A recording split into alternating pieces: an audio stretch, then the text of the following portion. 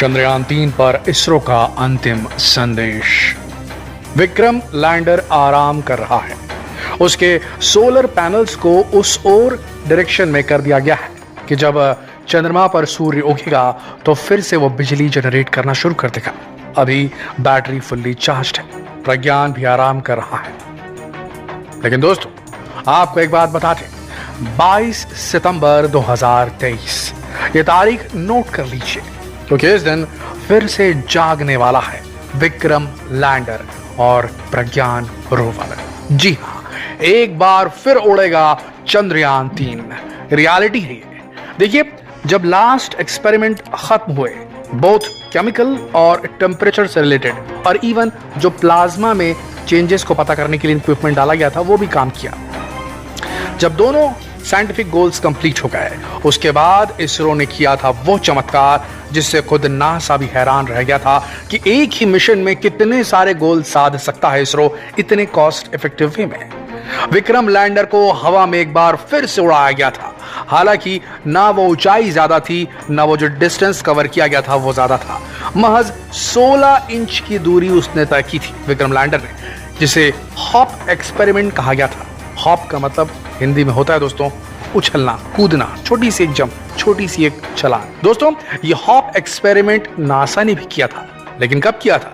सन 1967 में, 1967 में। वो वक्त जब 2 साल बाद उन्हें इंसानों को भेजना था चंद्रमा पर। देखिए, हॉप एक्सपेरिमेंट क्यों किया जाता है?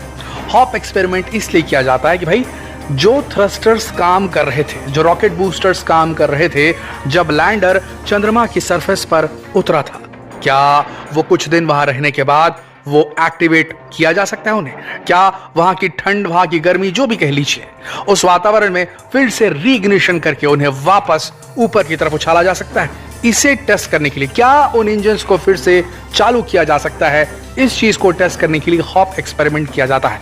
और ये सेम एक्सपेरिमेंट 1967 में नासा ने भी किया था, और उसी एक्सपेरिमेंट के बेसिस पे उन्होंने तय किया था कि वहां से वापस आने के लिए कितने थ्रस्ट की जरूरत पड़ती है, वो उन्हें पता चल गया था। और ये डेटा इसरो के पास भी आ चुका है। तो ये मान के चलिए, गगनयान मिशन के बाद आने वाले 1 दशक के अंदर कभी भी इंसान, भारतीय इंसान, चंद्रमा की सतह पर कदम रख सकते हैं। लेकिन सबसे बड़ी बात, जो सबसे बड़ी खबर हम आपको सुनाना चाहते हैं, 22 सितंबर को एक बार फिर जब चंद्रमा की सतह पर सूर्य देव उगेंगे, उस वक्त विक्रम अपने सोलर पैनल्स का इस्तेमाल करेगा, अपने आप को रिएक्टिवेट करेगा। सेम काम प्रज्ञान करेगा। और आपको बता दें, जो लास्ट हॉप एक्सपेरिमेंट इसरो ने किया था 16 इंचेस का था, और वो 16 इंच करीब गया था प्रज्ञान रोवर के। जहां प्रज्ञान रोवर था उसके करीब 16 इंच पहुंचा था विक्रम लैंडर।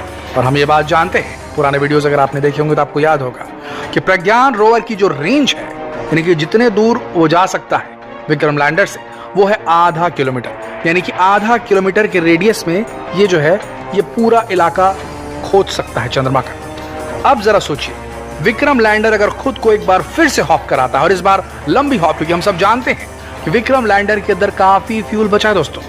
पिछली बार हॉप एक्सपेरिमेंट के दौरान उसे सिर्फ 16 इंच आगे बढ़ाया गया था।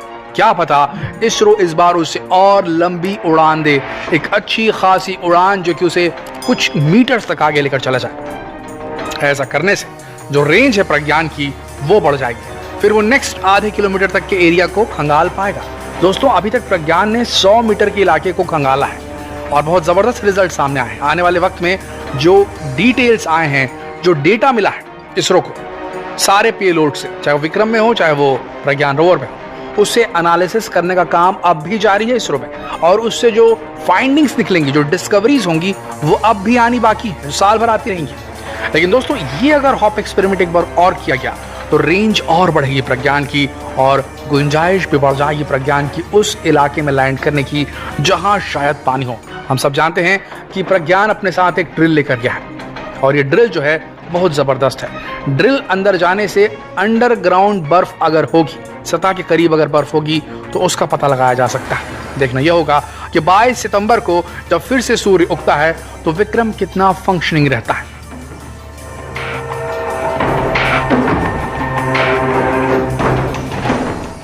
प्रज्ञान क्या फंक्शन कर पाता या नहीं कर पाता। रिसीवर्स को ऑन रखा गया है, और सारे वैज्ञानिक जो हैं इसरो के टेलीमेट्री कमांड सेंटर में फिंगर्स क्रॉस करके बैठे हैं और ईगरली वेट कर रहे हैं 22 सितंबर का। देखिए, प्लान तो ये था कि महज 14 दिनों का मिशन था।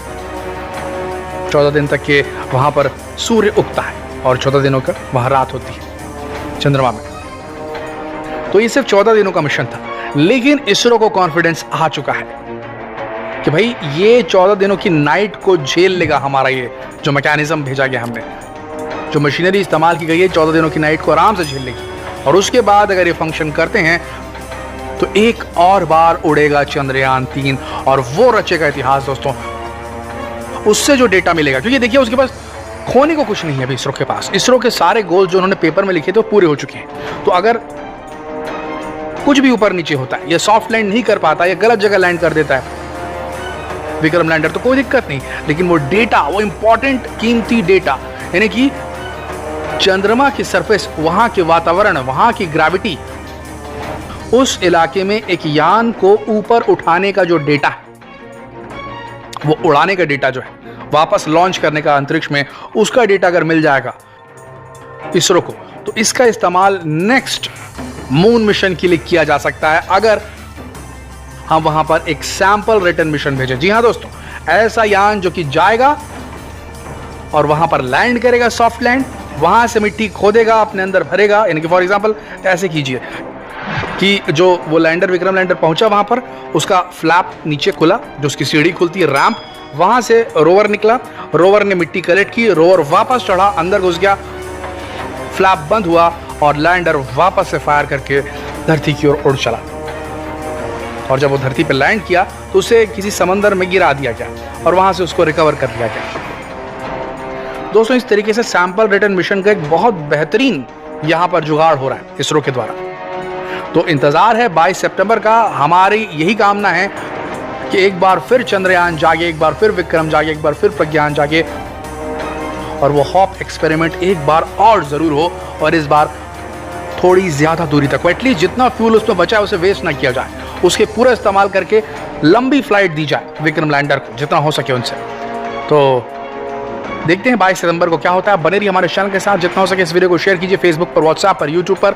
जल्द मिलते हैं आपसे अगली वीडियो में, तब तक के लिए आप सबका इस वीडियो के अंत तक बने रहने के लिए दिल से धन्यवाद।